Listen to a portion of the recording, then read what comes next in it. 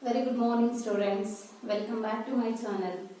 Students, in the last class we have discussed about introduction of data structure chapter and some of the operations performed on primitive data structures, right? So you know the definition of data structure. Data structure is a process of organizing and storing the data in a computer memory. Next, the data structure is classified into two types. The two types of data structures are primitive data structures and non-primitive data structure. So the primitive data structures examples are integer, float, character, double pointer. Next, non-primitive data structure. The non-primitive data structure is again classified into two types, linear data structure and non-linear data structure. The linear data structures examples are array, stack, queue, linked list. The non-linear data structures examples are trees and graphs. So this can already I will explain in the previous video. And also we have discussed the operations performed on primitive data structure. What is primitive data structure? The data structures can directly operated upon the machine level instructions are called primitive data structure. ಯಾವ data structures ನಾವು ಕೊಡುವಂತ instructions ಅನ್ನ direct ಆಗಿ operate ಮಾಡುತ್ತೋ ಎಲ್ಲ data structures ಅನ್ನು ನಾವು primitive data structures ಅಂತ ಕರಿತೀವಿ because those data structures are already pre defined in the software. Understood? Next is non primitive data structure. What is non-primitive data structure? We are derive the new data structure using primitive data structure to solve the complex problems. So those derived data structures we are called as the non-primitive data structures. So for our purpose we are derive the new data structures. Understood? It is not predefined in the software. So in our program explicitly we are derive the new data structure. Are you clear the definition of non-primitive data structure? So the non-primitive data structure is having two types. The two types of non-primitive data structures are linear and non-linear data structures. So what is linear data structure? Linear data structure means it is a data structure in that the group of elements are there. That group of elements can be arranged in one after the other in sequential manner. ಅಂದ್ರೆ ನಮಗೆ ಒಂದು data structure ಅಲ್ಲಿ ನಾವು ತಗೊಳ್ಳುವಂತ elements one after the other store ಆಗಿದ್ರೆ, ಒಂದು linear order ಆಗಿ store ಆಗಿದ್ರೆ ಅದನ್ನ ನಾವು ಲೀನಿಯರ್ ಡೇಟಾ ಸ್ಟ್ರಕ್ಚರ್ಸ್ ಅಂತ ಕರಿತೀವಿ. So the memory locations is in serial order. Understood? Examples of linear data structures are array, stack, queues, linked list. So this linear data structure is having certain operations. So today I will explain about what are the different operations we are performed under linear data structures. So linear data structures. Operations performed. Operations on linear data structures. So there are totally 6 operations we can perform. How many operations are there in linear data structure? 6 operations. Those 6 operations we are called as traversal. Traversal. This is also called as traversing. Insertion, deletion, searching, sorting, merging. Students, are you remember what are all the operations we are performed on primitive data structure? Only there are 4 operations, right? That 4 operations are create, update, select, destroy. So that is important for 2 marks. There has mentioned the operations performed on primitive data structure. You don't write these operations. These are performed in the linear data structures. The primitive data structure operations are create, update, select and destroy. So now we have come to the linear data structure operations. There are 6 operations we are generally performed under the linear data structures. Those are number 1 traversal, number 2 insertion, number 3 deletion, number 4 searching, number 5 sorting, and number 6 merging. So now I will give the definition for each. What is traversal? Traversal means it is a process of visiting each element one after the other from beginning to end exactly once. Traversal andre, so we are moving. So how we are moving? We are move one after the other elements. So for what purpose we are moving one after other element? We are accessing the elements for some kind of operations. Andre ಈಗ ನಮಗೆ ಒಂದು 10 elements ಇರುತ್ತೆ. 10 elements ನಮಗೆ sequential order ಆಗಿ arrange ಆಗಿರುತ್ತೆ. ಆ 10 elements ಅನ್ನ ನಾನು ಸಮ್ ಮಾಡೋದಕ್ಕೆ ಯೂಸ್ ಮಾಡಬೇಕು, ಅದನ್ನೆಲ್ಲ ಆಡ್ ಮಾಡೋದಕ್ಕೆ ಯೂಸ್ ಮಾಡಬೇಕು ಅಂದ್ರೆ ಫಸ್ಟ್ ಎಲಿಮೆಂಟ್ ಅನ್ನ ಆಕ್ಸೆಸ್ ಮಾಡಿ ಆಡ್ ಮಾಡ್ಕೋತೀವಿ. ನೆಕ್ಸ್ಟ್ ಸೆಕೆಂಡ್ ಎಲಿಮೆಂಟ್ ಅನ್ನ ಆಕ್ಸೆಸ್ ಮಾಡಿ ಆಡ್ ಮಾಡ್ತೀವಿ. Like that we are taken third element and to find the sum. We are access fourth element to find sum. We are access fifth element to find sum. Then only we can find out the sum of all the numbers. Understood? The traversal means it is a process of moving or visiting each and every element in a data structure one after the other from beginning to end. Beginning ಇಂದ ending ವರೆಗೂ data structure ಇರುವಂತ ಎಲ್ಲ elements ಅನ್ನ ನಾವು ಒಂದ್ಸರಿ visit ಮಾಡ್ಕೊಂಡು ಹೋಗುವಂತ process ಅನ್ನ ಟ್ರಾವೆಲ್ಸಲ್ ಅಂತ ಕರಿತೀವಿ. Are you clear the definition? Traversal is a process of visiting or moving each and every data element in a data structure exactly once from beginning to end. So next is an insertion operation. So what is insertion operation? Insertion operation is a process of inserting a new data element into the group of items present in the data structure. Means the data structure is already created, it is having the elements that is in linear order, but we are insert a new element in a particular position in the data elements. The group of elements we are select a position, and for that position we are inserting the new element. That process we are called as a insertion.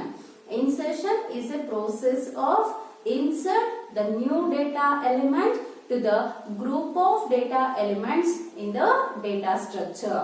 Understood? Insertion is a process of insert a new element in a group of data elements in a data structure. Data structure ಅಲ್ಲಿ group of elements ಅಲ್ಲಿ ಒಂದು ಹೊಸ element ಅನ್ನ insert ಮಾಡುವಂತ operation ಅನ್ನ ನಾವು insertion ಅಂತ ಕರಿತೀವಿ. ಯಾವುದೋ ಒಂದು ಪರ್ಟಿಕ್ಯುಲರ್ ಪೊಸಿಷನ್ ಅನ್ನ ಸೆಲೆಕ್ಟ್ ಮಾಡಿಕೊಂಡು ಆ ಪೊಸಿಷನ್ ಗೆ ಎಲಿಮೆಂಟ್ ಅನ್ನ ಇನ್ಸರ್ಟ್ ಮಾಡ್ತೀವಿ. So next is A deletion. So deletion is A process of delete an existing element in a group of data elements in a data structure. Data structures ಅಲ್ಲಿ group of data elements ಇರುತ್ತೆ. ಆ group of data elements ಅಲ್ಲಿ ಇರೋ ಯಾವುದೋ ಒಂದು element ಅನ್ನ delete ಮಾಡುವಂತ operation ಅನ್ನ ನಾವು ಡಿಲೀಷನ್ ಆಪರೇಷನ್ ಅಂತ ಕರಿತೀವಿ. Understood? Deletion is a process of deleting an existing element in a group of data elements. So deletion is a process of deleting an existing element in a group of data elements. Understood? Next is a searching operation. Students, you know the meaning of searching and you know the types of searching. In the first PUC, I only explained the definition of search and the types of searching methods. Searching means it is a process of finding the location of the key element in a group of data elements. So group of data elements ಅಲ್ಲಿ ಯಾವುದೋ ಒಂದು key element ಅನ್ನ ನಾವು find out ಮಾಡಬೇಕು.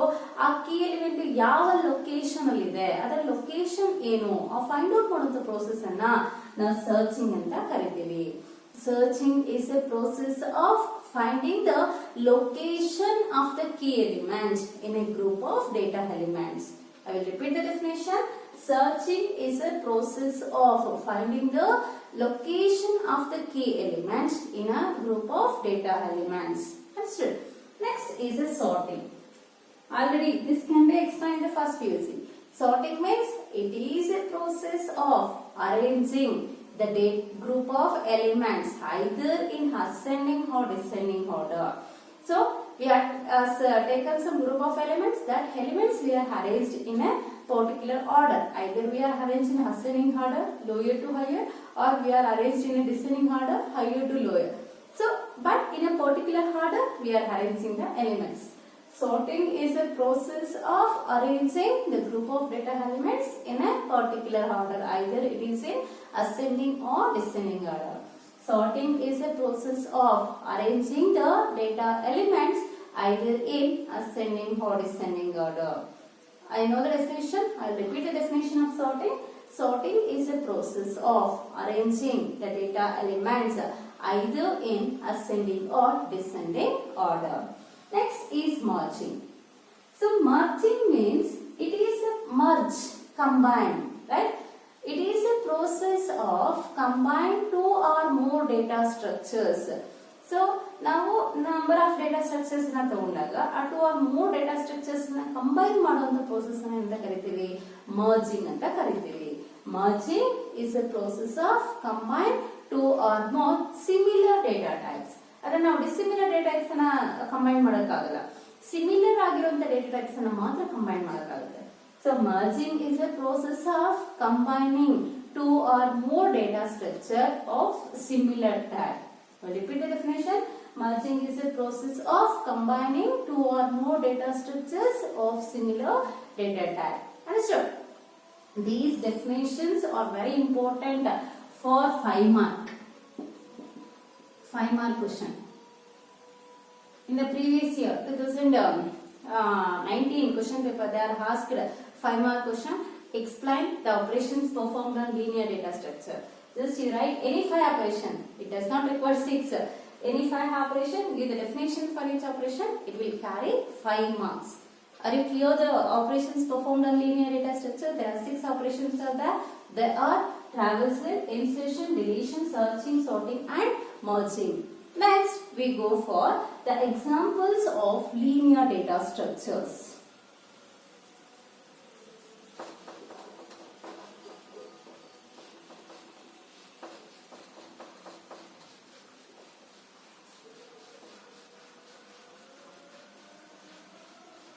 So, what are the linear data structures? Arrays, stack, queue, linked list.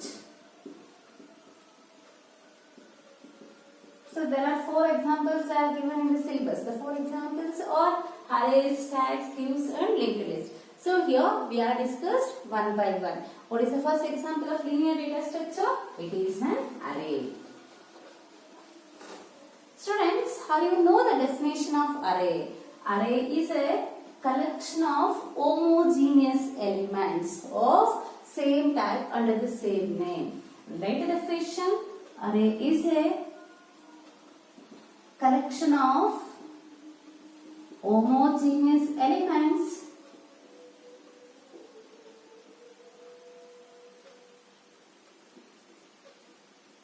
of same type under same name. So why we require array? ಯಾಕೆ ನಮಗೆ array ಬೇಕು ಅಂದ್ರೆ, so in a general program, for example, we are declare variable a. How many values we want to store in this variable? We want to store only a single value. I need to store 5 values.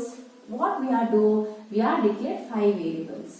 A1, A2, A3, A4, A5. So the 5 variables means it is a simple, we can implement the program.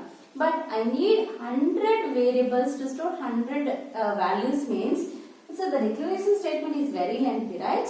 So it is too difficult to declare all the 100 variables and it is difficult to read all the 100 variable values separately in our program.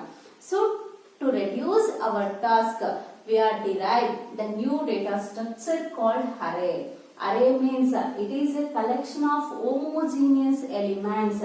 It is a collection of homogeneous elements of the same type under the same name. So same type means, so we want to store only the integer values. We want to store only the integer values. So number of integer values we are stored in a single variable. For example, I will declare the variable a. Here I will give the size is 100. So what is the meaning of this declaration? Integer is a data type. It is used to represent which type of values we are stored in the variable a. So int represents the user can store only the integer values in the variable a by using the range minus 32,768 to plus 32,767. The range is already we know because it will occupy 2 bytes of address, right? So now the variable a is a name we are given to the variable. The variable a contains 100. How many elements? 100 of same data type. The same data type is int. All 100 elements are integer type. All 100 elements we are called as a homogeneous elements. ಅಂದ್ರೆ ಒಂದೇ type ಅಲ್ಲಿ ಇರೋ different values ಒಂದ್ಸರಿ 10 ಒಂದ್ಸರಿ 20 ಒಂದ್ಸರಿ 30 ಇದರ different values ಕೊಡ್ತೀವಿ ಆದ್ರೂ ಅವೆಲ್ಲ ಇಂಟೀಜರ್ಸ್ ಆಗಿರಬೇಕು. It is a collection of homogeneous elements. Homogeneous elements means ಒಂದೇ ಟೈಪ್ ಅಲ್ಲಿ ಇರುವಂತ different values. So it is a collection of homogeneous elements of the same type under the same name. So we are defined array. Array is a collection of homogeneous elements of the same type under the same name. So this array is having index. So this square bracket we are called as an index. So this index represent the position of each and every element. So the array is having the index. This index is having a positive integer value. We are not given any negative integer values or we are not given any character values. We are not given a complex expression in this subscript. So in this subscript we are given a positive integer values. So are real numbers. So integer values ಕೊಟ್ಟಿರ್ತೀವಿ ಅಷ್ಟೇ elements ಅನ್ನ ಈ variable store ಮಾಡ್ಕೊಳ್ಳುತ್ತೆ. ಹಾಗೇನೆ ಅದರ ಜೊತೆಗೆ ಈ subscript ಏನನ್ನ represent ಮಾಡುತ್ತೆ ಅಂದ್ರೆ the position of the data elements. The subscript value starts with 0 and ends with n minus 1. N here represented as size. Here in generally we are written as size. So the subscript value starts with 0 and the subscript value ends with size minus 1.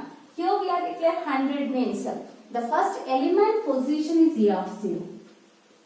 First element position is E of 0. Second element position is E of 1. Third element position is E of 2. Like that. What is the last element position? The last element position is E of 99 because the size is 100. 100 minus 1 is 99. Are you clear? Array is having the subscript. The subscript is represents the maximum number of elements can be stored in the array variable and the subscript is used to represent the position of the data elements in an array. This subscript starts with the 0 and ends with size minus 1. Each and every position the element should be stored in a continuous order or linear order. So this array is classified into 3 types. The array is classified into how many types? 3 types. The 3 types of arrays. They are classified into 3 types. The array is classified based on the number of subscripts. Array is having only one subscript, it is called one dimensional. Array is having 2 subscripts, it is called 2 dimensional. Array is having more than 2 subscripts, it is called multi-dimensional. Means based on the number of subscripts, arrays can be classified into 3 types. The 3 types of arrays we are called as one-dimensional array. The one-dimensional array we are called as a single-dimensional array. Second type is two-dimensional array.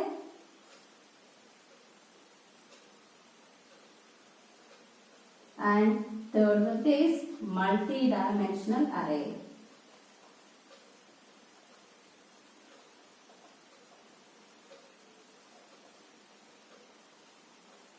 So how many types of arrays are there? 3 types. The 3 types of arrays are one-dimensional array, two-dimensional array, multi-dimensional array.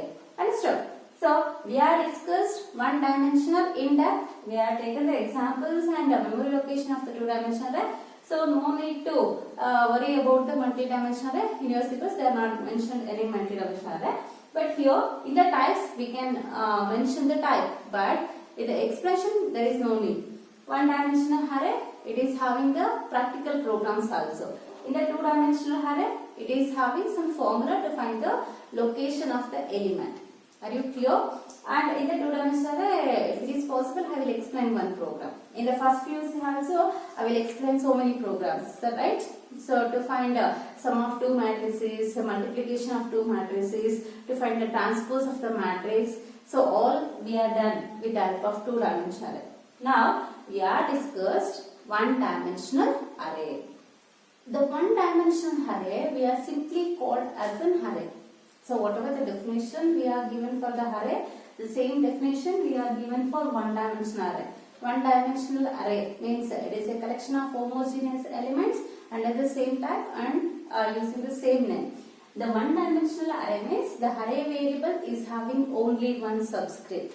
If the array variable is having only one subscript, then it is called as a one dimensional array. Example of one dimensional array means what is the declaration syntax to declare one dimensional array? What syntax we are used to declare the one dimensional array means we are using the syntax is data type, array name,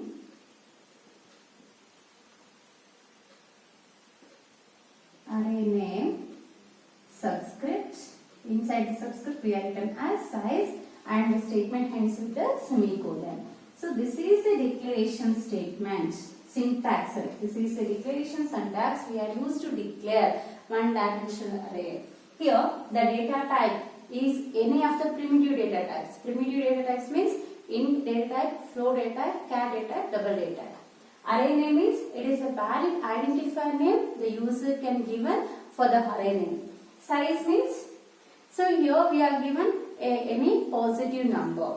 Understood? Positive integer number we are given as the size of the array.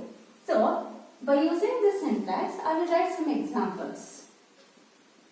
Example 1, int a of 10. See here, I will use the data type is int, declare array name is a, will give a size is 10. It means the variable a, the array variable a can store maximum 10 elements of integer type. Andre ಇಲ್ಲಿ ನಾವು declare ಮಾಡಿರುವಂತಹ array variable a maximum 10 elements ಅನ್ನು store ಮಾಡಿಕೊಳ್ಳುತ್ತೆ. ಆ 10 elements integer numbers ಆಗಿರುತ್ತೆ. Second example, float phase of 100. Phase is a array variable. This is stored 100 different floating point values. ಅಂದ್ರೆ fees ಅಲ್ಲಿ 100 floating point value store ಆಗುತ್ತೆ. Next char name of 25. The array variable name is name. It will store maximum 25 characters in the array name because we are using the data type is char. So it will store 25 characters in the variable name. Next, double. We are used salary of 30. So salary is a array name. It will store 30 employees salary of the double data. Double precision values, 30 double precision values can be stored in the variable salary. It means the basic data types can be used to declare array variable. Artha aitala? So once we are given the size to the array variable, we are remember certain points. The points are in this size we are given only the positive integer value. It will allow only positive integer value. Positive integer values anna allow ಮಾಡುತ್ತೆ. So this size does not allow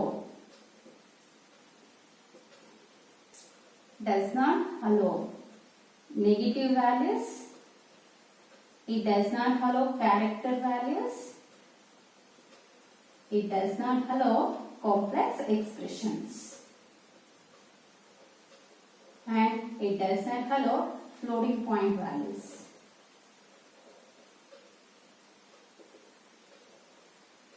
So these points we are keep in mind to give the size of the array. The size of the array only allows a positive integer value. It does not allow these values. Are you clear about declaration of array variable in a program? What is the syntax we are used to declare the array variable? Data type, array name, size. So the data types we are used as any of the primitive data types, and we are given array name and give the size. To give the size, we are remember these points.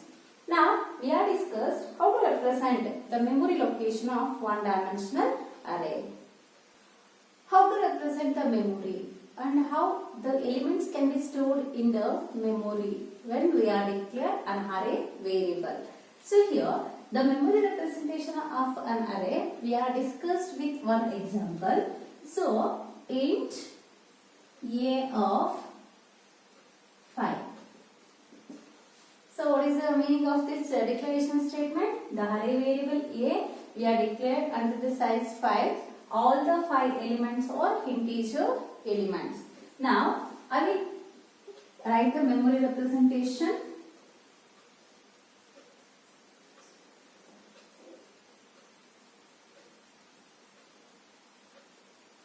So you know total number of bytes occupied for this variable. How many bytes is occupied for this variable? Integer data given 2 bytes for each element. How many elements are there? 5. Then 2 into 5 is total 10 bytes. Means totally 10 bytes of memory space is allocated to store 5 integer values. Understood? Now the first element address is a of 0 because you know the subscript starts with a 0. The next position is a of 1. Next position a of 2. Next position a of 3. Next position a of 4. So here all the numbers are increasing 1 unit. So 0 is increased by 1, 1 is increased 2, 2 is increased 3, 3 is increased 4. 1 unit is increased in each and every subscript value in the next position, higher order positions. So here I will take the examples of 10, 20, 30, 40, 50. Consider we have stored 5 data elements of this array variable A. All the data elements are integer values. So all these are integer values.